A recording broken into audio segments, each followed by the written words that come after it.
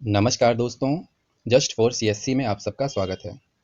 अपने आज के इस वीडियो में हम सिंधु घाटी सभ्यता के धार्मिक जीवन पर चर्चा करेंगे। जानेंगे उस समय का धार्मिक समाज कैसा था और वर्तमान समय से किस प्रकार भिन्न था। तो चलिए शुरू करते हैं आज का अपना वीडियो। सिंधु घाटी सभ्यता का धार्मिक जीवन। सिंधु घाटी सभ्यता से प्राप्त मोहरों, मिट्टी की मूर्तियों, ताम्रलेखों और पत्थर की मूर्तियों के अध्ययन से यहाँ के लोगों के धार्मिक जीवन का कुछ अनुमान लगाया जा सकता है। वैसे सिंधु घाटी सभ्यता से हमें किसी भी प्रकार के धार्मिक स्थलों की प्राप्ति नहीं हुई है, मतलब मंदिर, मस्जिद आदि कुछ यहाँ से प्राप्त नहीं हुआ है। इसलिए वहाँ से मिले जो पुरातात्विक स्रोत हैं, उन्हीं के आधार पर हम यह अनुमान लगाते हैं कि वहाँ के लोगों का धार्मिक जीवन कैसा था। सिंधु घाटी सभ्यता से बड़ी संख्या में हमें स्त्री की मिट्टी की मूर्तियाँ मिली हैं, मतलब मूर्तिकाएँ मिली हैं। इसके आधार पर यह अनुमान लगाया जाता है कि सिंधु घाटी सभ्यता का समाज मातृ देवी की उपासना करता था।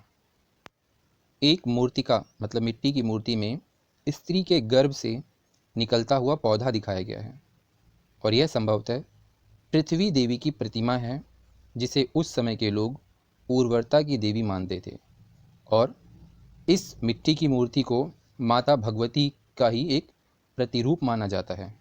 इस प्रकार की मृत्तिकाएं हमें दक्षिण और उत्तरी बलूचिस्तान से प्राप्त हुई हैं। माता भगवती के अतिरिक्त यहाँ से पाशुपति महादेव, लिंग, वृक्षों और पशुओं की पूजा के प्रमाण भी मिले हैं। मोहनजोदड़ो से मिली एक मोहर पर पाशुपति महादेव पद्मासन लगाए बैठे हैं, जिनके सिर पर 3 सींग हैं और उनके चारों तरफ हाथी, बैल, गैंडा, आसन के नीचे भैंसा और पांव के पास 2 हिरण हैं। हड़प्पा से पत्थर के बने लिंग और योनि के अनेक प्रतीक मिले हैं। आपको बता दें कि ऋग्वेद में भी अनार्य जातियों के द्वारा लिंग की पूजा के प्रमाण मिले हैं।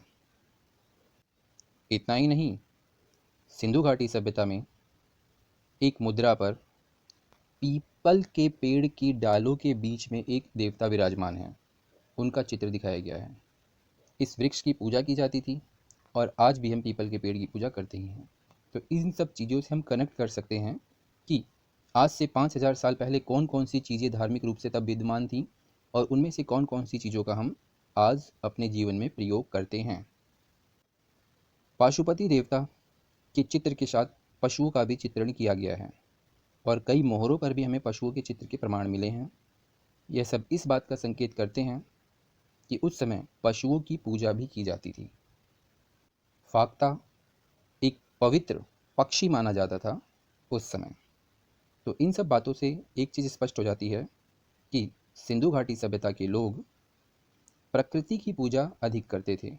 मंदिर का कोई नामो निशान नहीं मिला है, लेकिन फिर भी प्रकृति की पूजा के अधिक प्रमाण सिंधु घाटी सभ्यता से हमें देखने को मिलते हैं। यहाँ से हमें बड़ी संख्या में ताबीज़ मिली हैं, जो इस बात का प्रमाण करती हैं कि लोग भूत प्रेत और अंधविश्वास में भी विश्वास रखते थे। लोथल और कालीबंगा से तो हमें अग्निकुंड और यज्ञ की वेदियों के साक्ष्य भी मिले हैं, जिस पर बैठकर यज्ञ किया जाता था। इससे प्रमाणित होता है कि सिंधु घाटी सभ्यता के लोग अग्नि की पूजा करते थे और स्वास्तिक चिन्ह की भी पूजा करते थे। स्वास्तिक चिन्ह आप सबने देखा होगा, कुछ इस तरीके का होता है। आगे बता दें कि मोहनजोदड़ो से जो हमें एक विशाल स्नानागार मिला है, यह इस बात को प्रमाणित करता है कि लोग विशेष अवसरों पर धार्मिक अनुष्ठानों पर स्नान करते थे इकट्ठा होकर और सूर्य की पूजा भी करते थे। तो यहाँ भी वही बात स्पष्ट होती है कि प्रकृति की पूजा अधिक करते थे सिंधु घाटी सभ्यता के लोग। कुछ मोहरों पर हमें बलि के दृश्य भी अंकित मिले हैं। इसका मतलब है कि उस समय बलि प्रथा भी प्रचलित थी। सिंधु घाटी सभ्यता के लोग पुनर्जन्म में भी विश्वास रखते थे, इसलिए मृत्यु के बाद भी 3 तरह के दाह संस्कार की प्रक्रिया थी। एक पूर्ण शवाधान, जिसमें शरीर को पूरी तरह से दफना दिया जाता था मिट्टी के अंदर।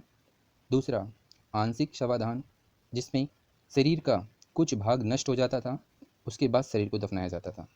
और तीसरा कलश समाधान, जिसमें मृतक के शरीर को जलाकर उसकी राख को एक कलश में रखकर दफनाया जाता था।